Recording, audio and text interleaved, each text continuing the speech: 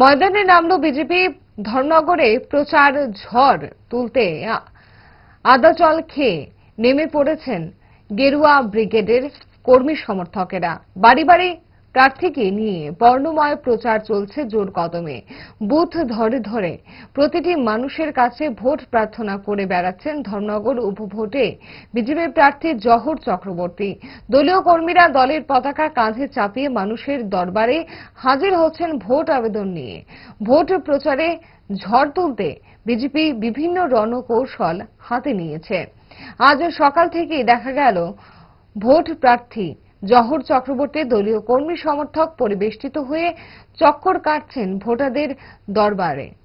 উন্নয়নের নিরিখেই ভোট দিন, এমনই আহ্বান ছিল প্রার্থী জহর চক্রবর্তীর আবেদনে।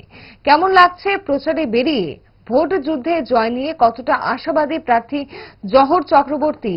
প্রশ্নের জবাব দিতে গিয়ে তিনি জানান, ভোটে জয় নিয়ে চিন্তা নেই, লক্ষ্য শুধু বিরোধীদের জামানত বাজেয়াপ্ত করা। দেখুন কি বলছেন বিজেপি প্রার্থী জহর চক্রবর্তী। ভারতীয় জনতা পার্টি এই 56 ধর্মনগর উপনির্বাচনে জিতবে, এটা তো নিশ্চিত। তখন বিষয়টা হচ্ছে, আমরা এই জিতটা খাবে সিপিএম কংগ্রেসের জামানত জব্দ করি, ওনাদের জামানত জব্দ করি আমরা ভারতীয় জনতা পার্টি প্রতীক পদ্ম চিহ্ন ধর্মনগরে জিতবে। কারণ আপনারা দেখেছেন বিগত দিনে এই ধর্মনগর বলুন এবং আমাদের ত্রিপুরা রাজ্যে সিপিএম কংগ্রেসের শাসন ত্রিপুরা রাজ্যের 37 লক্ষ মানুষ লক্ষ্য করেছেন। আর আজকে ভারতীয় জনতা পার্টির শাসন, নরেন্দ্র মোদীজির শাসন, আজকে আমাদের রাজ্যের মাননীয় মুখ্যমন্ত্রী প্রফেসর ডক্টর মানিক সাহা মহোদয়ের শাসন ত্রিপুরা রাজ্যের মানুষ লক্ষ্য করছেন, দেখতে পাচ্ছেন। ডেভেলপমেন্ট ডেভেলপমেন্ট ডেভেলপমেন্ট, এটাই হচ্ছে আমাদের মূল মন্ত্র।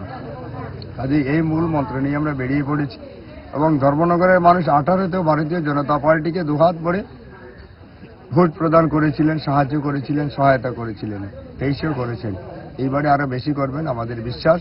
কারণ যেভাবে প্রতিটা অলিতে গলিতে পাড়ায় পাড়ায় গ্রামে শহরে সব জায়গায় সাধারণ মানুষ বেরিয়ে পড়েছেন ভারতীয় জনতা পার্টির পক্ষে, এবং সব থেকে বড় যেটা বিষয় এবার লক্ষ্য করা যাচ্ছে, বিশেষ করে যুবক যুবতীরা যেভাবে বেরিয়ে এসেছেন এবং মহিলারা বেরিয়ে এসেছেন, তা থেকে আমরা যে নিশ্চিত এই 56 ধর্মনগরের উপনির্বাচনে সিপিএম কংগ্রেসের জামানত জব্দ হতে যাচ্ছে।